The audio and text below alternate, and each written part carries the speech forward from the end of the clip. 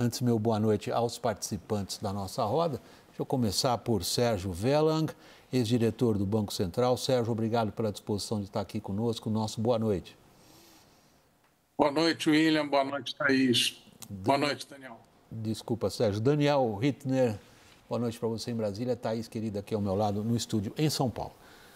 O dólar fechou o dia no valor mais alto desde janeiro de 2022 e essa subida ela aconteceu imediatamente após falas do presidente Lula sobre controle de gastos. Também hoje o governo publicou o decreto que altera o regime de metas de inflação. Veja na reportagem de Carol Rosito. Lula se defendeu horas após a publicação do decreto que muda o sistema de metas de inflação e negou que o governo seja tolerante com a alta dos preços. Eu amo inflação baixa. O povo brasileiro ama inflação baixa. O povo brasileiro quer inflação baixa porque isso significa dinheiro no bolso. Hoje a regra estabelece um ano calendário, de janeiro a dezembro, para fechar a inflação no intervalo da meta.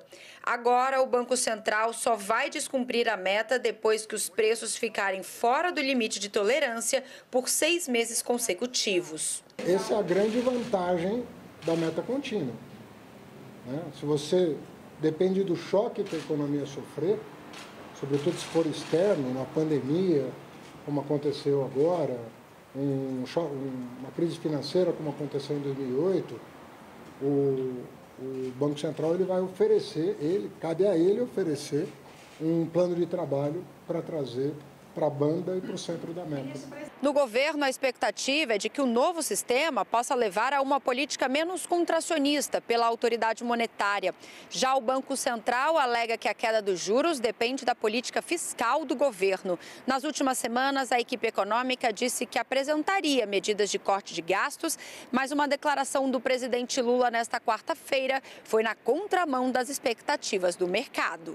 Em entrevista ao portal UOL, Lula descartou a possibilidade de desvincular os benefícios e pensões do salário mínimo e que o equilíbrio fiscal possa ser resolvido com o aumento da arrecadação.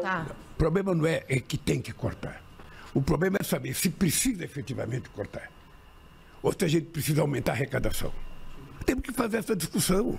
As declarações do presidente tiveram impacto no mercado. A moeda americana disparou mais uma vez. Terminou o dia cotada em R$ 5,51, maior patamar desde janeiro de 2022, com investidores receosos sobre controle das contas públicas. Relatório do Tesouro Nacional, divulgado nesta quarta-feira, aponta que em maio a receita líquida do governo central teve alta de 9% em relação ao mesmo mês de 2023. A despesa total subiu 14%. Resultado, déficit de 60,98 bilhões de reais em maio, o segundo pior para o mês em toda a série histórica. Perde apenas para 2020, quando o governo federal lançou um pacote de socorro financeiro durante a pandemia. Sérgio, o presidente da República, ele tem feito uma série de declarações que imediatamente provocam uma reação dos agentes de mercado. Essa reação se dá diretamente pelo conteúdo das declarações ou pelo conjunto da obra? Por exemplo, hoje, quando o governo faz o anúncio de que vai alterar o método, no fundo, né, pelo qual se persegue a inflação, isso não causou grande consternação em ninguém, mas quando ele fala de corte de gastos, a reação é completamente diferente. Sem dúvida, esse é o ponto. A mudança do sistema de metas é bem-vinda, as metas vão passar a ser contínuas. É bom que todo mês a gente mede. Nos 12 meses anteriores, estamos ou não dentro da banda? Então, isso é positivo. O decreto em si, ele, enfim, exige para sair, para você dizer que não está cumprindo a meta, são 6 meses seguidos. Talvez eu tivesse feito um pouquinho menos, mas, no fundo, o importante é que você seja, pelo menos,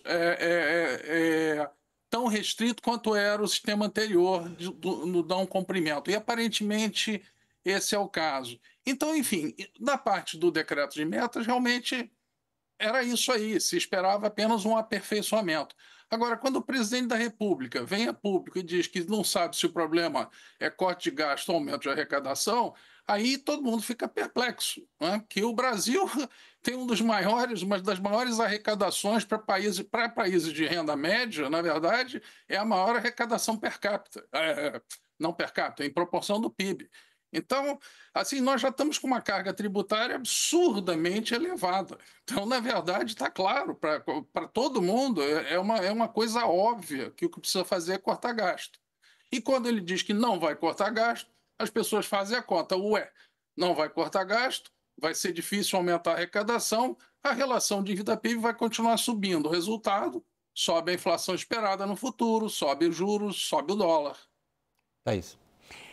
Essa última dinâmica que o Sérgio colocou aqui, sobe os juros, sobe a inflação futura, né, que é aquela que está embutida nos títulos negociados com a indexação do IPCA, e sobe o dólar. Isso vai se retroalimentando, quer dizer, cada vez que há uma piora da confiança, a gente já falou disso aqui, eu não espero um estouro de boiada, mas a deterioração do ambiente acaba sendo ruim, porque vai retroalimentando a piora da situação. Então, assim, hoje o Brasil, que tem uma inflação que está abaixo de 4%, rodando 4%, convivendo com uma taxa de juros super restritiva para ir para a meta de 3%, pode perder esse espaço de convergência, pode ficar mais difícil por causa desse ambiente que não melhora. Daniel, fazer uma comparação que vai enfurecer um lado e outro aí do espectro político. Não faz muito tempo atrás, o ex-presidente Jair Bolsonaro chegava de manhã, tinha um cercadinho, ele lá falava um monte de coisa, a gente passava o dia inteiro repercutindo. Aí ele ia embora para casa no final do dia, passava no mesmo cercadinho, falava um monte de coisa, a gente passava o dia inteiro repercutindo. O Lula, na prática, está fazendo algo muito similar. Ele dá uma entrevista de manhã, e aí, de tarde, ele ocupa os microfones novamente, em função, inclusive, das reações à entrevista que ele deu pela manhã. Tem alguém que domina a língua do Lula? O importante, eu acho que é a gente não ficar dependente das declarações da semana passada, da semana retrasada, de ontem, de hoje, de amanhã, e analisar o movimento. E aí, se a gente analisar o movimento e não só declarações públicas, William já fazia esse alerta aqui na semana passada, conversando com um integrante da cúpula da equipe econômica.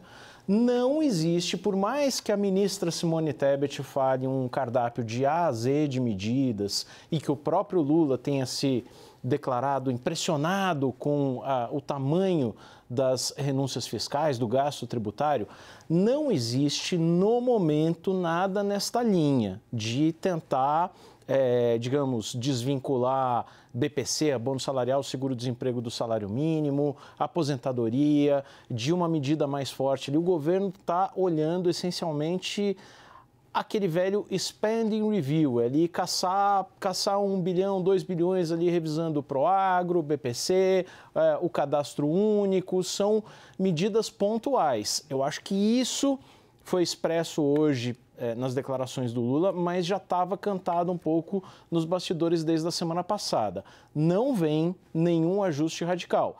E agora ficar de olho no decreto de contingenciamento que pode surgir no dia 22 de julho, na próxima reavaliação bimestral das despesas e receitas. Sérgio, a gente sabe e reconhece, só quem é muito alheio à política brasileira tira da frente das suas considerações o fato de que qualquer que fosse o presidente, Lula ou qualquer outro sentado onde ele está, em uma situação muito complicada, com a força e os poderes que o Legislativo tem, particularmente em relação ao orçamento.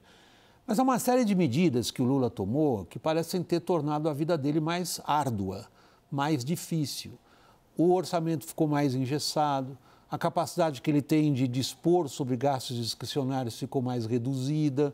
Ele criou para a Previdência e para o aumento das despesas um mecanismo automático que faz qualquer um olhar para frente e dizer, espera aí, algum lugar, alguma hora, alguém vai ter que parar isso.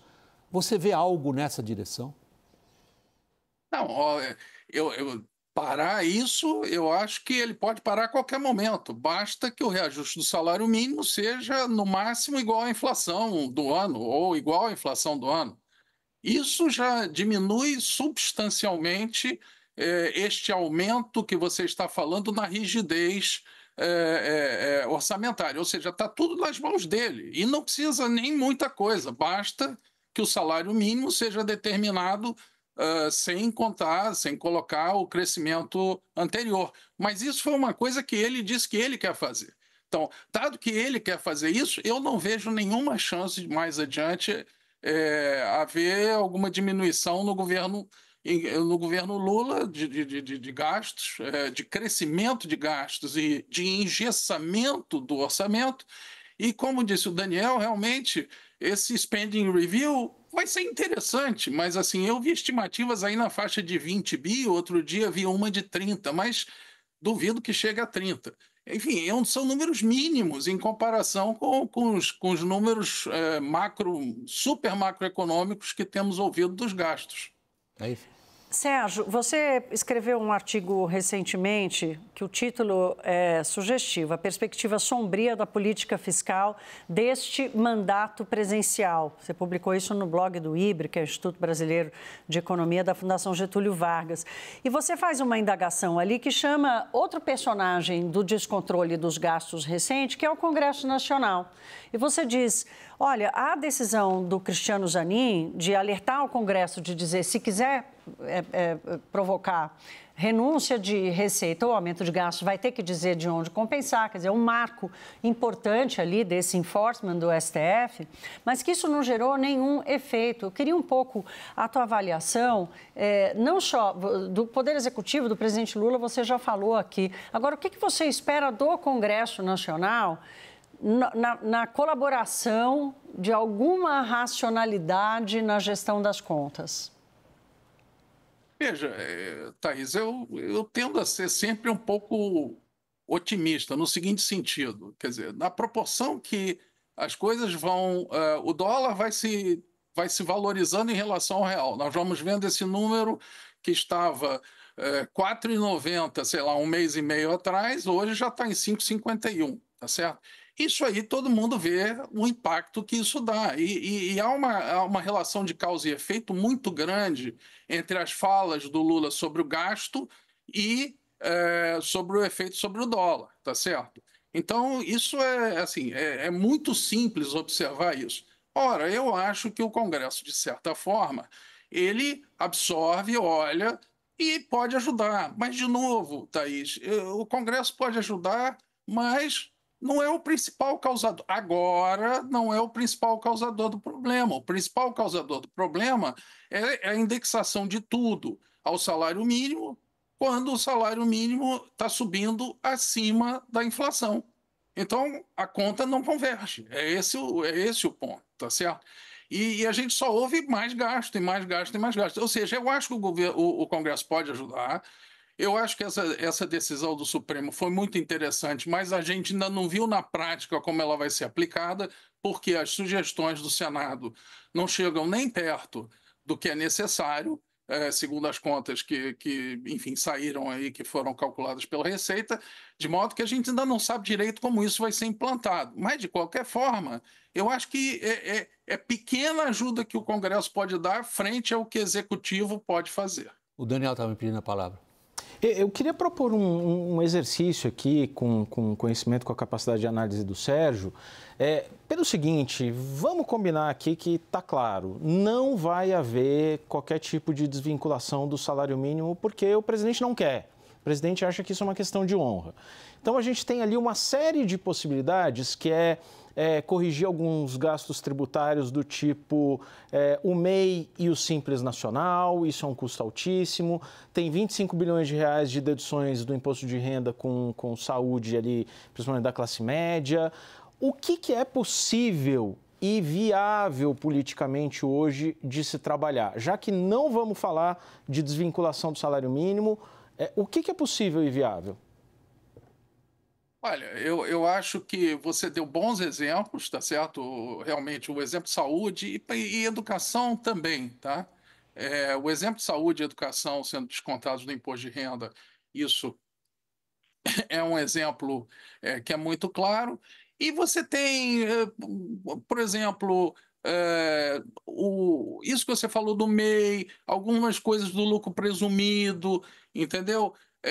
Tudo isso tudo que é sobre o faturamento e depois você distribui dividendo sem imposto, também podia ter um imposto, tá certo? Ou seja, você podia fazer aquele imposto sobre o dividendo diminuindo a alíquota do lucro real das empresas igualmente. Como muitas empresas não pagam pelo lucro real, as que pagam pelo lucro real manterão a carga tributária, as que não pagam terão um aumento de carga tributária nesse caso. Mas tudo isso são coisas pequenas que logo, logo se esgotam, dado o crescimento que nós estamos vendo, do resto dos gastos obrigatórios. Tudo isso vai ser coisa que, sei lá, mais 2, 3, 4 anos acabou. Sérgio Verlang, começando por você, Sérgio Verlang, ex-diretor do Banco Central, muito obrigado pela disposição de fazer parte da nossa roda e boa noite, Sérgio. Um prazer, boa noite.